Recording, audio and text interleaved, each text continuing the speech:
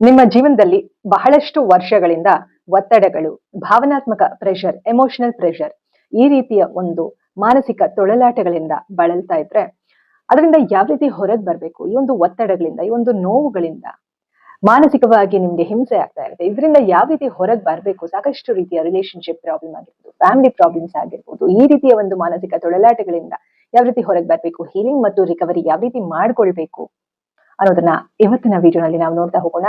Welcome back to my YouTube channel. ನೀವು ನೋಡ್ತಾ ಇರಾ positive vibes Karnataka YouTube channel. ನಾನು ನಿಮ್ಮ Chaitra, counselling psychologist and narcissism recovery coach.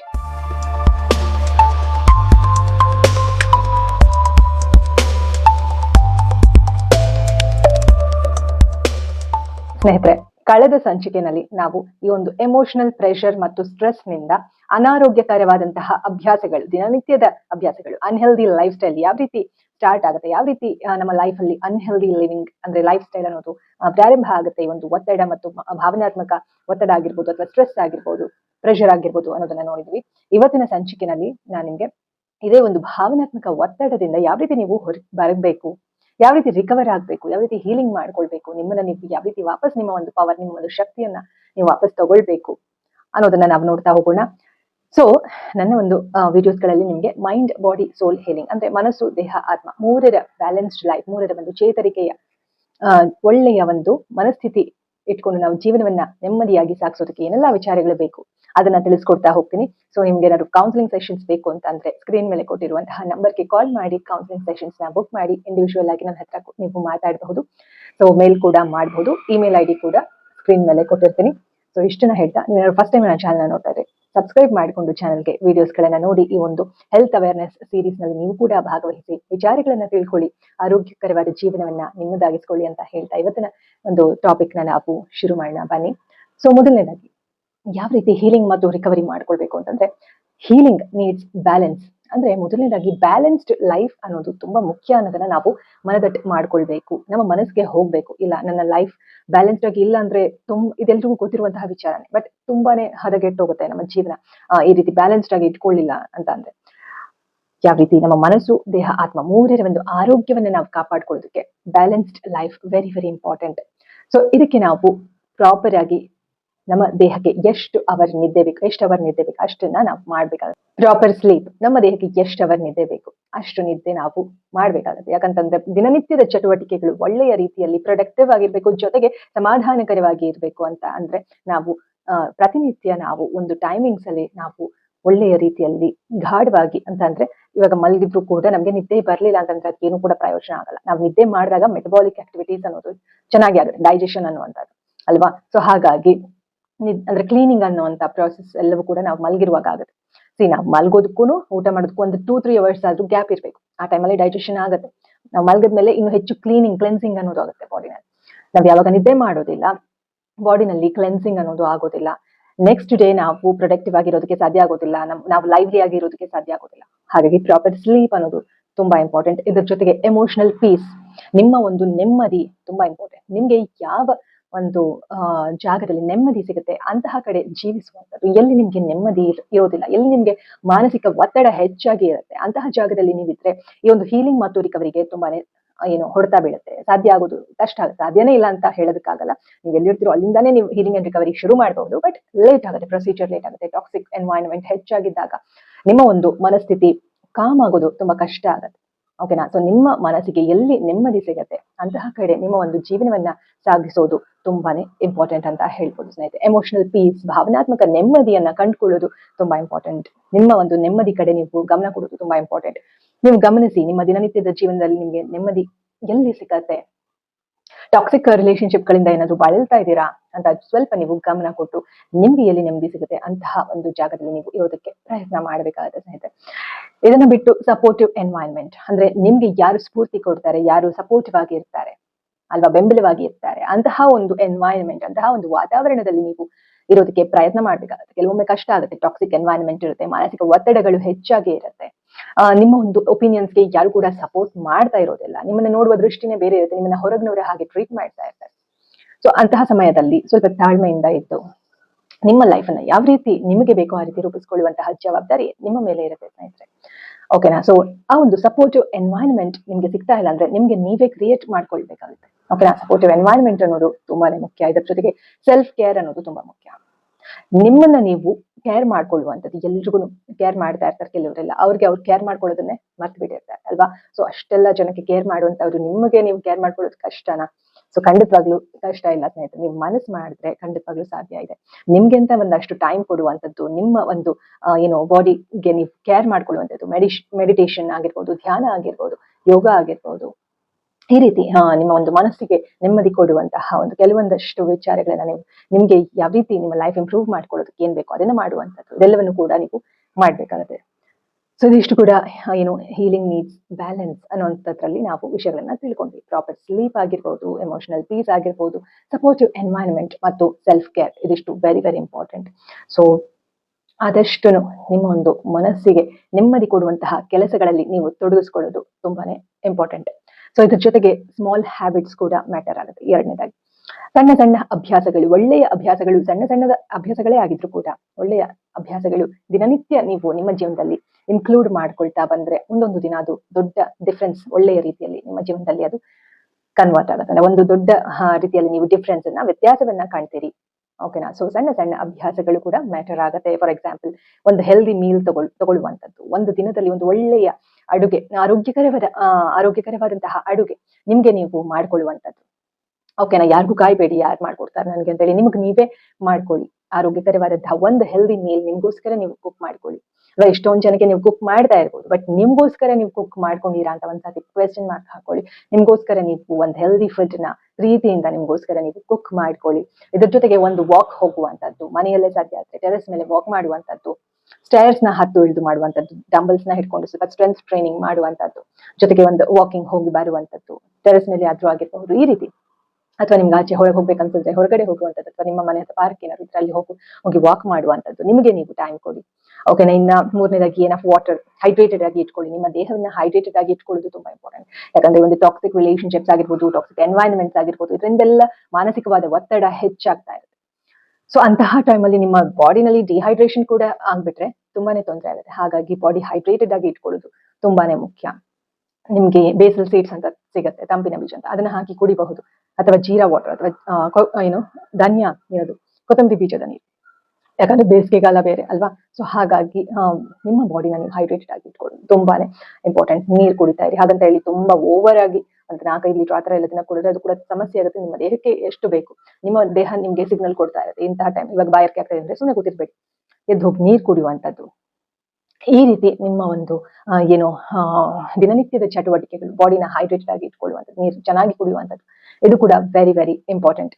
So ಇದ್ರ ಜೊತೆಗೆ ಪ್ರಾಪರ್ ಸ್ಲೀಪ್ ಹೇಳಾಯ್ತು ಆಲ್ರೆಡಿ. ನಾನು ಫಸ್ಟ್ ಒಂದು ಹೀಲಿಂಗ್ ಬ್ಯಾಲೆನ್ಸ್ಡ್ ಆಗಿ ಇಟ್ಕೊಳ್ಬೇಕು. ನಿಮ್ಮ ಒಂದು ಹೀಲಿಂಗ್ ಜರ್ನಿ ಶುರು ಆಗ್ಬೇಕಂದ್ರೆ ನಿಮ್ಮ ದಿನನಿತ್ಯದ ಚಟುವಟಿಕೆಗಳು ಬ್ಯಾಲೆನ್ಸ್ಡ್ ಆಗಿ ಇರ್ಬೇಕು ಅಂತ ಹೇಳಿದೀನಿ. ಸೊ ಅದ್ರಲ್ಲೇನೆ ಪ್ರಾಪರ್ ಸ್ಲೀಪ್ ಕೂಡ ಬರುತ್ತೆ. ಬಟ್ ಇಲ್ಲಿ ಕೂಡ ಸ್ಮಾಲ್ ಹ್ಯಾಬಿಟ್ಸ್, ನೀವು ಏನಾದ್ರು ನಿದ್ದೆ ಸರಿಯಾಗಿ ಮಾಡ್ತಾ ಇಲ್ಲ ಅಂತಂದ್ರೆ ಗಮನ ಇಟ್ಟು ನೀವು ಇಂಥ ಟೈಮ್ಗೆ ನಿಮ್ಗೆ ನಿದ್ದೆ ಬರ್ಲಿಲ್ಲ ಅಂದ್ರೂ ಕೂಡ ಆ ಟೈಮ್ಗೆ ನೀವು ಮಲ್ಗೋದಕ್ಕೆ ಅಭ್ಯಾಸ ಮಾಡ್ಕೊಳ್ಳಿ. ಒಂದು ಟೈಮ್ ಅಂತ ಇಟ್ಕೊಂಡು ಅದೇ ಟೈಮ್ಗೆ ಮಲ್ಗೋದಕ್ಕೆ ಅಭ್ಯಾಸ ಮಾಡ್ಕೊಂಡ್ರೆ ಒಂದು 10 days 15 days ಆಗ್ತಿದ್ದಂಗೆ ನಿಮ್ಗೆ ಅದೇ ಟೈಮ್ಗೆ ನಿದ್ದೆ ಬರೋದಕ್ಕೆ ಶುರು ಆಗುತ್ತೆ. ಓಕೆನಾ. ಪ್ರಾಪರ್ ಸ್ಲೀಪ್, ಸ್ಮಾಲ್ ಹ್ಯಾಬಿಟ್ಸ್ ನ ನಿಮ್ಮ ಒಂದು ಜೀವನದಲ್ಲಿ ಅಳವಡಿಸ್ಕೊಳ್ತಾ ಬರ್ಬೇಕಾಗುತ್ತೆ. ಇದರ ಜೊತೆಗೆ ಕಾಮ್ ಮಾರ್ನಿಂಗ್ ರೊಟೀನ್, ಅಂದ್ರೆ ನಿಮ್ಮ ಒಂದು ಪ್ರತಿನಿತ್ಯ ಬೆಳಿಗ್ಗೆ ಏನಿರುತ್ತೆ ಮಾರ್ನಿಂಗ್ ರೊಟೀನ್, ಇದು ಕಾಮ್ ಆಗಿ ಇರ್ಬೇಕು. ಎದ್ದ ತಕ್ಷಣ ದಡಾರ್ ಅಂತ ಎದ್ದಿಡೋದು, ಮತ್ತೆ ಬೇಗ ಕೆಲಸಗಳು ಮಾಡೋದಕ್ಕೆ ಶುರು ಮಾಡೋದು, ಬೇಗ ಬಟ್ಟೆ ಒಗೆದು ಬೇಗ ಪಾತ್ರೆಗಳು ತೊಳೆಯುವಂಥದ್ದು, ಎದ್ದ ತಕ್ಷಣ ಎಲ್ಲಾ ಕೆಲಸ ಮಾಡ್ಬಿಡುವಂಥದ್ದು. ಇದಕ್ಕಿಂತ ಒಂದು ಅಟ್ ಲೀಸ್ಟ್ ಒಂದು 40 to 45 minutes ಆರಾಮಾಗಿ ಕಾಮ್ ಆಗಿ ನೀವು ಯೋಗ, ಧ್ಯಾನ, ವರ್ಕೌಟ್ ಯಾವ್ದಾದ್ರು ಸರಿ, ಸ್ವಲ್ಪ ಬ್ರೀತಿಂಗ್ ಎಕ್ಸರ್ಸೈಸ್ ಜೊತೆಗೆ ಸ್ವಲ್ಪ ಬಾಡಿ ಮೂವ್ಮೆಂಟ್ ಎಕ್ಸರ್ಸೈಸ್ಗಳು,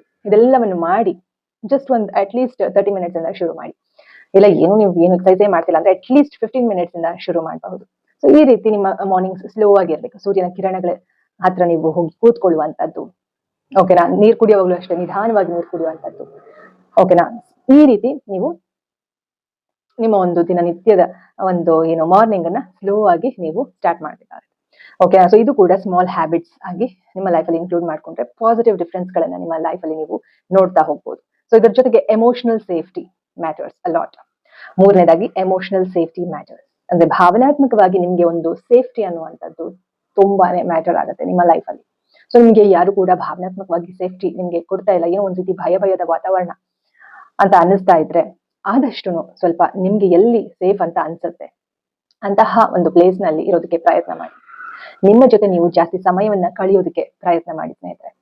ಓಕೆನಾ? ಯಾಕಂದ್ರೆ ಎಮೋಷನಲ್ ಸೇಫ್ಟಿ ಅನ್ನೋದು ತುಂಬಾನೇ ಮುಖ್ಯ. ನೀವು ಸೇಫ್ ಆಗಿರೋದು ಫಿಸಿಕಲಿ ಮಾತ್ರ ಅಲ್ಲ, ಎಮೋಷನಲಿ ಕೂಡ ನೀವು ಸೇಫ್ ಆಗಿರೋದು ತುಂಬಾನೇ ಮುಖ್ಯ ಸ್ನೇಹಿತರೆ.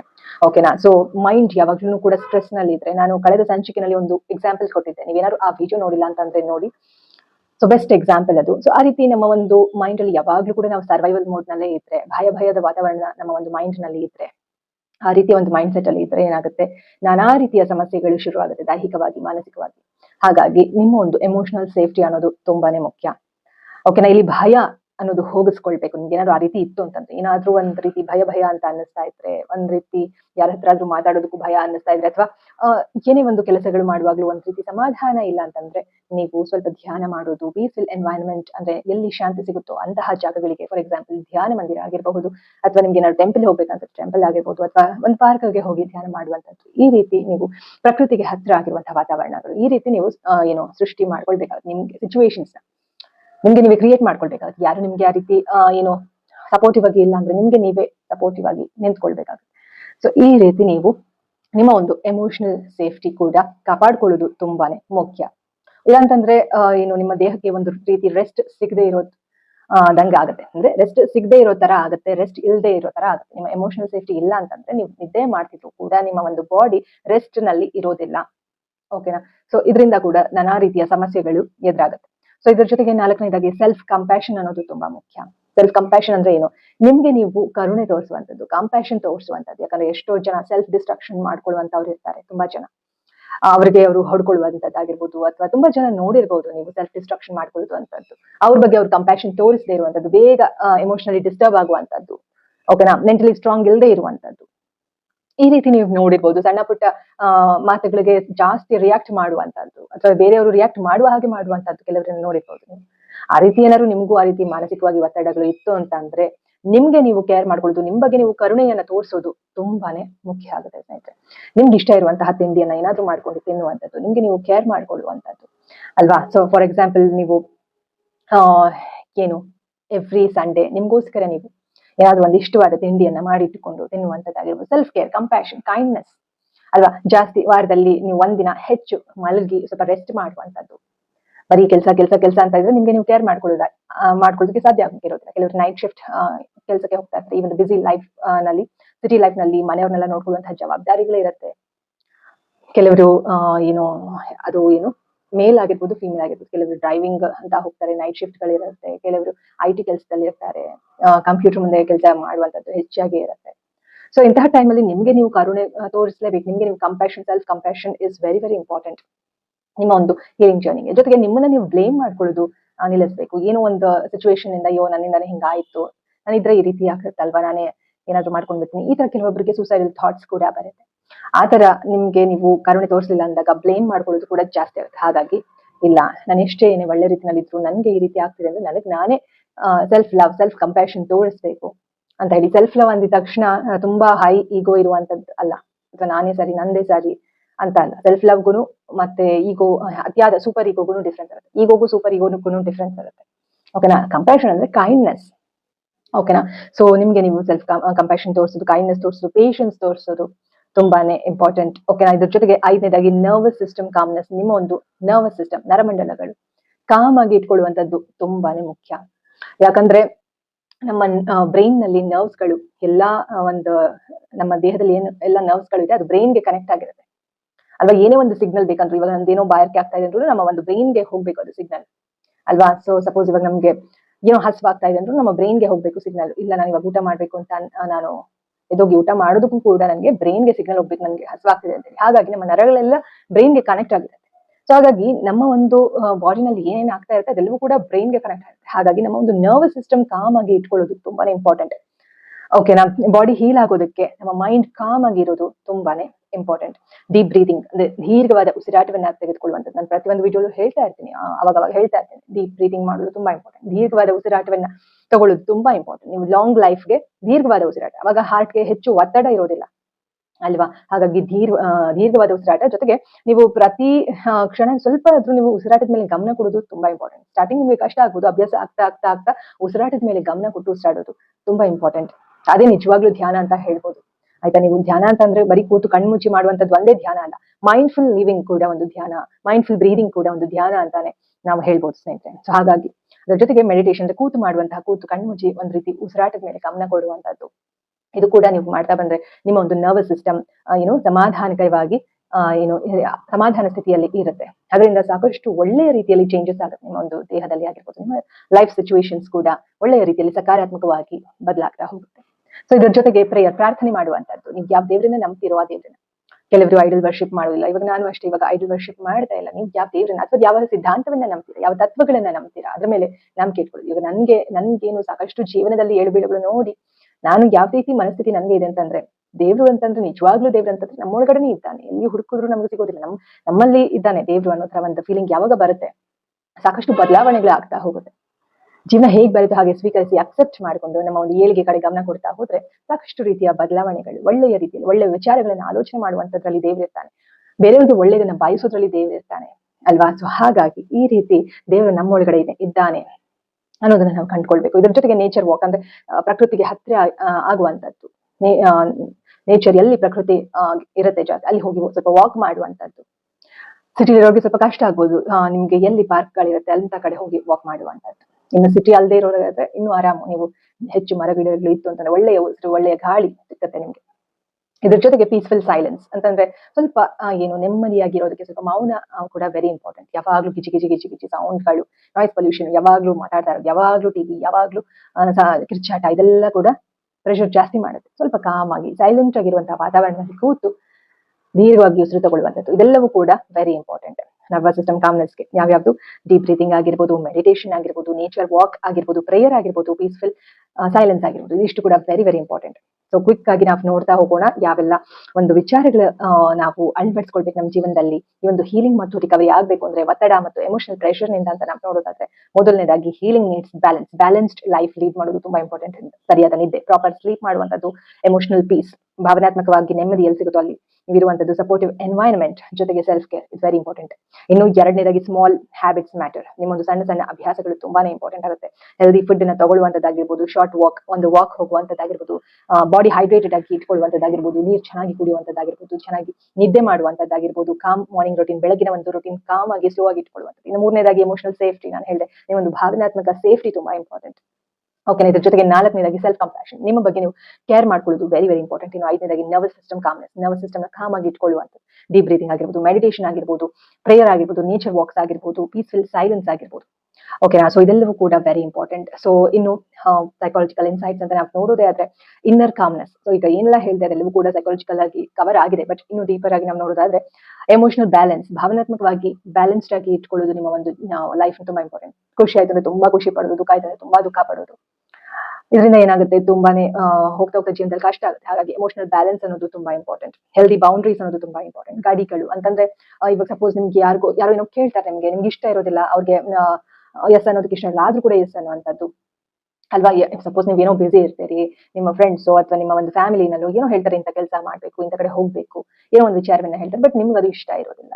ಅವಾಗ ಏನ್ ಮಾಡ್ಬೇಕು, ನಿಮ್ಮ ಒಂದು ಆತ್ಮ ಗೌರವವನ್ನ ಕಾಪಾಡ್ಕೊಳ್ಬೇಕಾಗುತ್ತೆ, ಹೆಲ್ದಿ ಬೌಂಡ್ರೀಸ್ ಸೆಟ್ ಮಾಡ್ಬೇಕಾಗತ್ತೆ. ಓಕೆನಾ. ಸೊ ಸೆಲ್ಫ್ ರೆಸ್ಪೆಕ್ಟ್ ನ ಕಾಪಾಡ್ಕೊಳ್ಳೋದು, ಆತ್ಮ ಗೌರವವನ್ನ ಕಾಪಾಡ್ಕೊಳ್ಳೋದು, ಇದು ಕೂಡ ತುಂಬಾ ಇಂಪಾರ್ಟೆಂಟ್. ನಮ್ಮ ಒಂದು ಮಾನಸಿಕ ನೆಮ್ಮದಿ, ಒತ್ತಡದಿಂದ ಹೊರಗೆ ಬರಬೇಕು, ಹೀಲಿಂಗ್ ಆಗ್ಬೇಕು ಅಂತಂದ್ರೆ ನಮ್ಮ ಆತ್ಮ ಗೌರವವನ್ನ ಕಾಪಾಡ್ಕೊಳ್ಳೋದು ತುಂಬಾ ಇಂಪಾರ್ಟೆಂಟ್. ಓಕೆನಾ. ಸೊ ಇದಿಷ್ಟಾಗಿತ್ತು ಇವತ್ತಿನ video. So healing begins with small peaceful changes. Healing ಯಾವಾಗ ಆರಂಭ ಆಗುತ್ತೆ ಅಂದ್ರೆ ಈ ಒಂದು ಸಣ್ಣ ಬದಲಾವಣೆಗಳೇ ದಿನನಿತ್ಯದ ಜೀವನದಲ್ಲಿ ನಾವು ಅಳವಡಿಸ್ಕೊಳ್ಳೋದ್ರಿಂದ ನಮ್ಮ ಒಂದು ಹೀಲಿಂಗ್ ಮತ್ತು ರಿಕವರಿ ಖಂಡಿತವಾಗ್ಲೂ ಸಾಧ್ಯ ಆಗುತ್ತೆ ಸ್ನೇಹಿತರೆ. ಸೊ ಮುಂದಿನ ವಿಡಿಯೋದಲ್ಲಿ ನಾವು ಈ ಒಂದು ಟಾಕ್ಸಿಕ್ ಎನ್ವೈರನ್ಮೆಂಟ್ಸ್ ಇಂದ ಹೇಗೆ ಎಮೋಷನಲ್ ಸ್ಟ್ರೆಸ್ ಜಾಸ್ತಿ ಆಗಿ ಅದು ಹೇಗೆ ನಮ್ಮ ಒಂದು ಫಿಸಿಕಲ್ ಹೆಲ್ತ್ಗೆ ಎಫೆಕ್ಟ್ ಆಗುತ್ತೆ, ನಮ್ಮ ಒಂದು ದೈಹಿಕ ಆರೋಗ್ಯಕ್ಕೆ ಯಾವ ರೀತಿ ಪರಿಣಾಮ ಬೀರುತ್ತೆ ಈ ಒಂದು ಟಾಕ್ಸಿಕ್ ಎನ್ವೈರನ್ಮೆಂಟ್ ಇಂದ, ಅಂದ್ರೆ ಟಾಕ್ಸಿಕ್ ವಿಷಕಾರಿ ವಾತಾವರಣದಿಂದ ಯಾವ ರೀತಿ ನಮ್ಮ ಒಂದು ದೇಹಕ್ಕೆ ಪರಿಣಾಮ ಬೀರುತ್ತೆ ಅನ್ನೋದನ್ನ ನೋಡ್ತಾ ಹೋಗೋಣ. ಸೊ ಇಷ್ಟನ್ನ ಹೇಳ್ತಾ ಈ ಒಂದು ಟಾಪಿಕ್ ನ ಇಲ್ಲಿಗೆ ಮುಗಿಸ್ತಾ ಇದೀನಿ.